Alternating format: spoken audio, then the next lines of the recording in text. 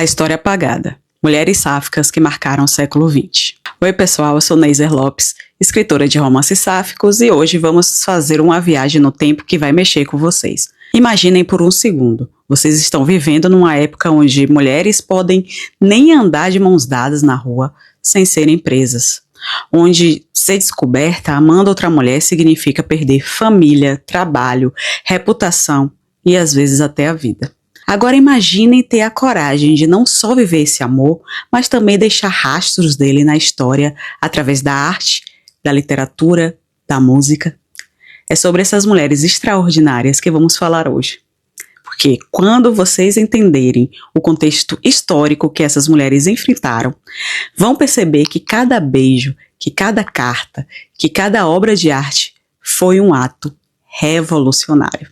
Virginia Woolf, de 1882 a 1941, ela viveu na Inglaterra vitoriana e pós-vitoriana. Vamos começar com Virginia Woolf e eu preciso que vocês entendam o mundo dela.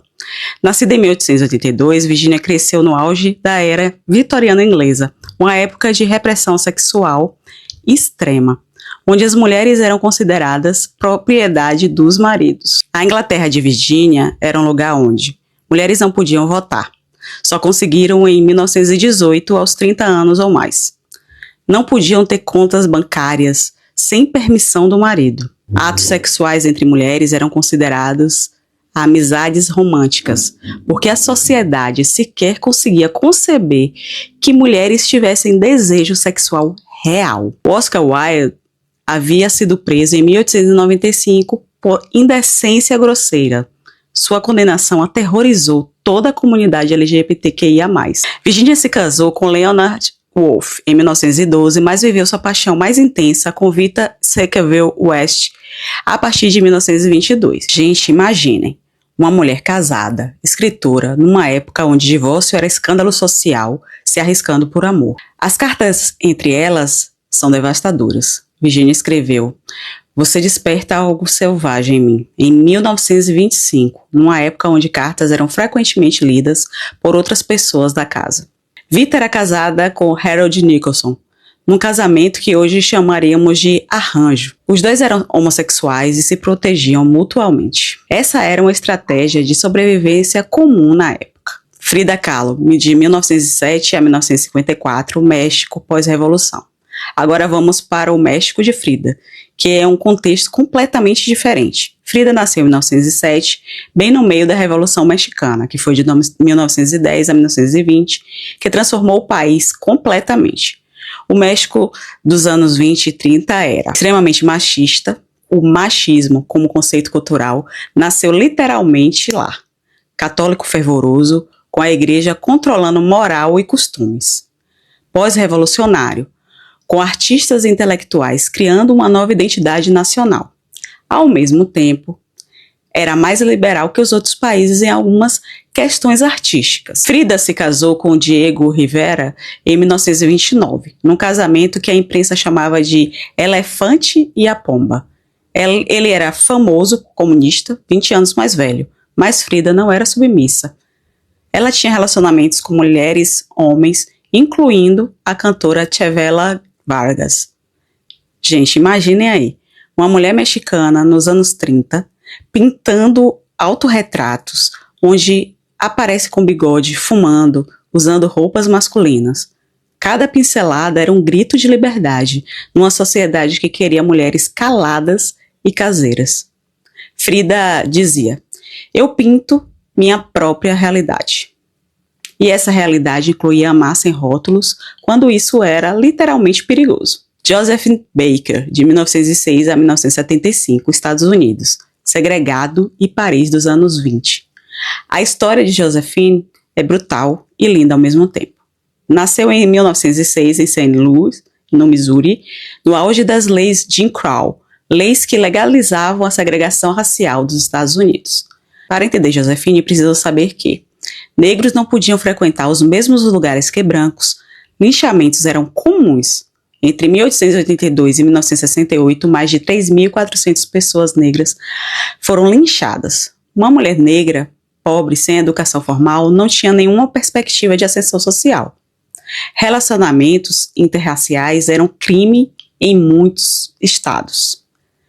Relacionamentos entre pessoas do mesmo sexo era crime em todos os estados. Josephine chegou a Paris em 1925 e encontrou uma liberdade que nem sonhava existir. A Paris dos anos 20 era o centro cultural mundial, com artistas de todo o mundo fugindo da repressão de seus países.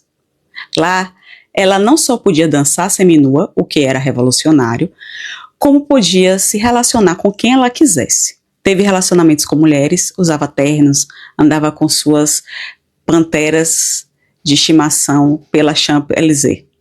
Gente, imaginem a coragem. Uma mulher que cresceu temendo ser morta por ser negra, transformando sua marginalização em poder artístico e sexual. Marlene Dietrich, de 1901 a 1992, Alemanha pré-nazi e Hollywood dos anos 30.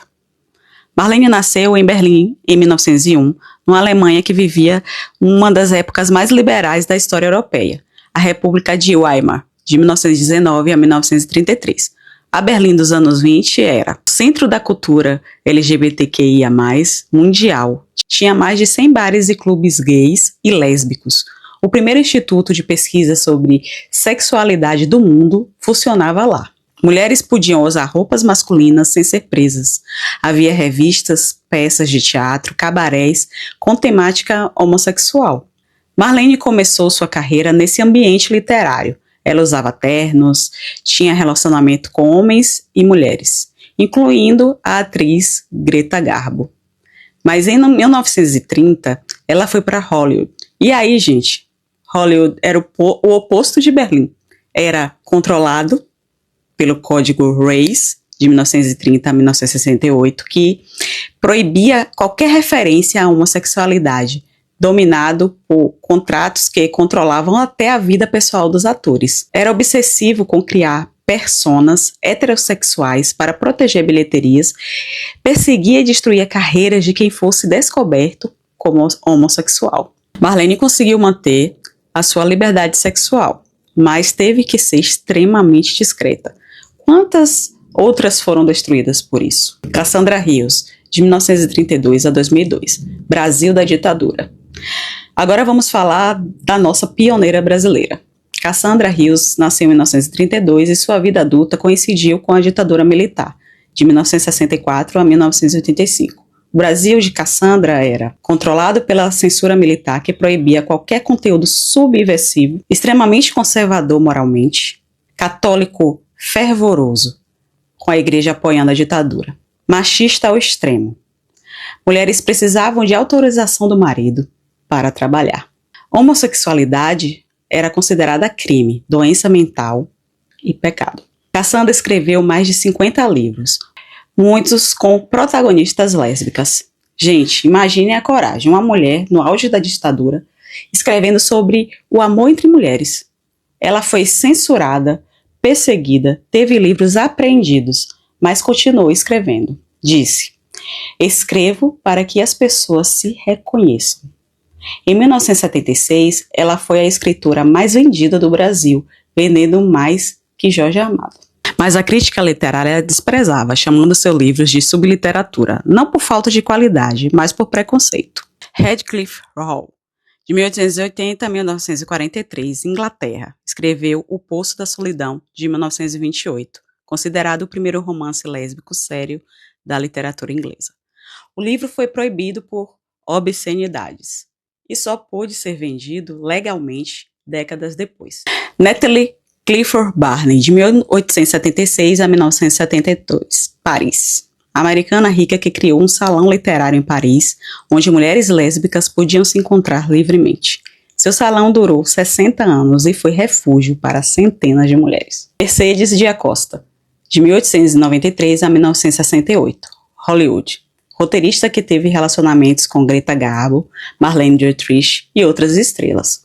Teve que viver na sombra para proteger a carreira delas. Gente, por que estou contando essas histórias em tantos detalhes? Porque precisamos entender que cada uma dessas mulheres tomou decisões que podiam destruir suas vidas. Elas não estavam lutando apenas por amor, estavam lutando contra sistemas inteiros de opressão, contra leis, contra religiões, contra famílias contra as sociedades que queriam eliminá-las. Quando eu escrevo os meus romances sáficos, quando crio personagens como as de Em Alto Mar, ou as que estão chegando, eu não vou revelar o nome ainda do novo livro, eu estou continuando um legado de resistência que tem mais de 100 anos de história. Cada beijo que eu escrevo, cada final feliz que eu dou às minhas personagens é uma vitória sobre todos esses sistemas que tentaram nos apagar. A história oficial tentou nos apagar, mas nós resistimos. Essas mulheres provam que sempre houve amor sáfico, sempre houve resistência, sempre houve arte nascendo desse lugar de coragem. E vocês conheciam essas histórias? Que outras mulheres sáficas históricas vocês acham que merecem ser lembradas aqui? Conta aqui nos comentários. Se esse vídeo tocou vocês, deixa o like, compartilha com alguém que precisa saber que não está sozinho. E se inscreve aqui no canal, porque ainda tem muito mais história nossa para contar. Um beijo enorme, até o próximo vídeo.